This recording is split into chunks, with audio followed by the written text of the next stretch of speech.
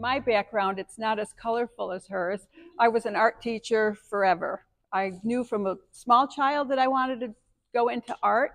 I actually wanted to be a fine art painter, and my parents said, no way, you can't make money doing that. You can't survive. So I went into art education, and that's what I was doing forever. And about 8 years ago, I retired, and I got rid of everything, thinking I would never teach again. I was just going to paint. And then about a year after that, I started teaching. So I'm still an art teacher. And many of my Sun City students are here, so I'm really happy about that.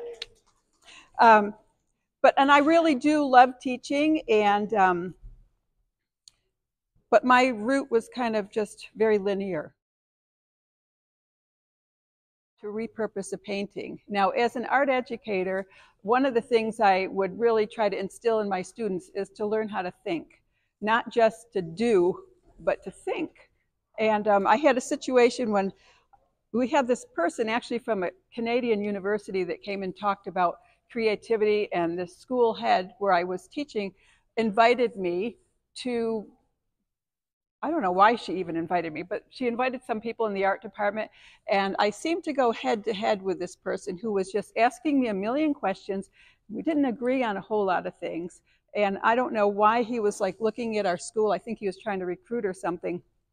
And I was teaching like K through 7th or 8th grade at that time, and he walks into my classroom, my kindergarten classroom the next day, and it was like perfect. I couldn't have asked for anything better to happen. And he goes up to one of my little 5-year-old students and says, and they would call me Linda, and so what do you learn in Linda's class? And I'm just going, oh, great. He's waiting for the, we color, we paint, and that child, I could have ran over and kissed him, said, she teaches us how to think. And I thought, and to me, that is my philosophy about teaching art. It's not about just doing, but it's about thinking and, you know, critical thinking and all of that. So I just wrote a little bit of something up here that's going to segue into what I'm going to do today. So when we first start our painting journey, our goal was usually to create a wonderful painting that will bring lots of oohs and ahs from our friends and family. However, the longer we paint, the more we realize we don't know what we don't know. Okay, so anytime you typically start something new, you don't realize what you don't know. However, the longer we paint, the more we realize we don't know what we don't know, and that's those failures and mistakes that really allow us to progress and to grow. And most of my students know that I say you have to play, you have to experiment, you have to make mistakes. That's the only way you're going to grow and progress. So creating a healthy mindset around how you approach your art is something that is crucial to building confidence around your artwork. But building that mindset takes practice. And I often remind my students to play, not to take things so seriously. So much can be learned by just experimenting with the painting process, with its materials and limitless approaches. However, this process also produces a buildup of lots of wasted paper. Okay, and that's what we're going to talk about today, is what do we do with all that stuff that we've generated?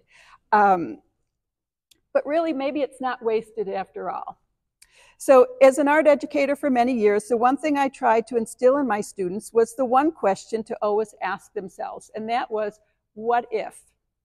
Okay, so just kind of keep that in the back of your mind, because this whole thing is going to be based on the premise of what if.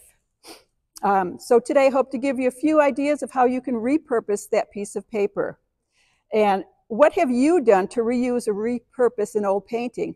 Think creatively about reusing it instead of depositing it in the trash or just putting it in a closet where you never look at it again. You can try any of these ideas with any kind of paper, but the paper used in my presentation is either hot or cold pressed professional grade 140-pound watercolor paper.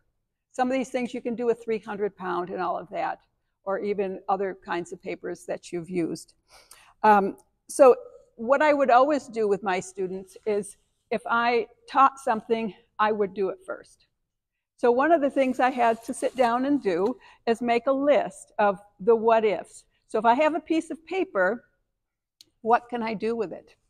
So before I even give you my list, what can you do with an old painting?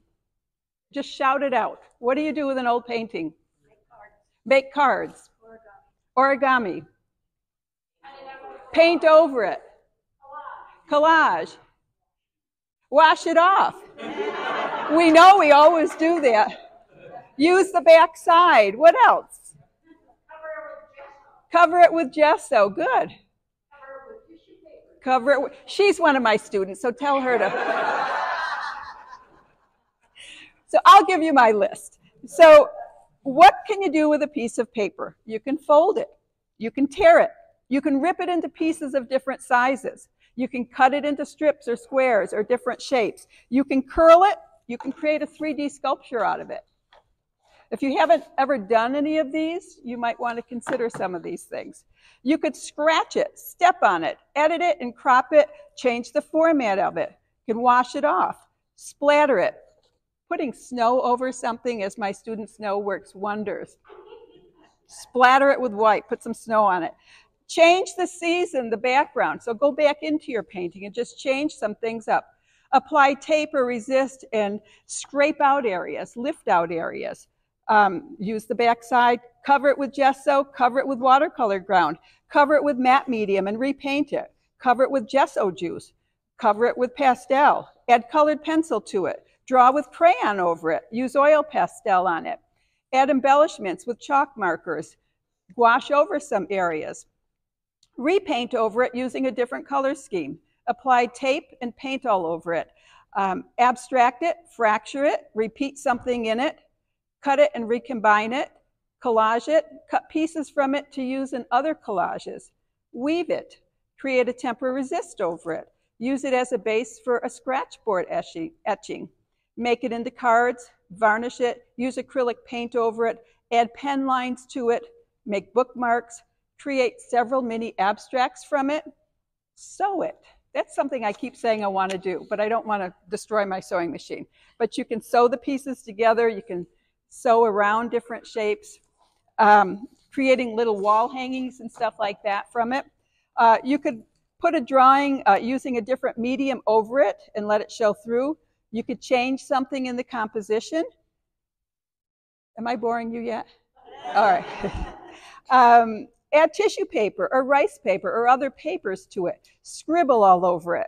Use a salt texture to it or add a salt texture to it. Add a cheesecloth texture over it. Add embellishments, fabric paint, baubles, glitter, whatever you can think of. Be creative with the mixed media approaches and add other dimensional pieces to it, like even puzzle pieces or silk flowers or yarn or ribbon or whatever. Zentangle over it to cover your drawing or painting, or journal with it. Create a silhouetted design or composition over it. Stamp over it, cut it into squares, and create a mosaic. Print over it like a monoprint. Add molding or modeling paste to it. Combine with pre-printed papers like wallpaper, scrapbooking papers, magazine papers. Marble over it, if you've ever done paper marbling. Use it to create jewelry, earrings, necklaces, and pins. I used to do a lot of that. Back in the day, there's probably a lot of us that did that. Or create a box bag or other three-dimensional pieces. So have at it and do really whatever you want to do with it. But a lot of times I feel like we're so focused on the end product. It's either good or it isn't. And then we put it aside if it's, you know, one that we really don't care for. So hopefully this will get your creative juices flowing. And remember, there is really nothing new under the sun. It's you taking these one or two ideas and recombining it and going forth with it.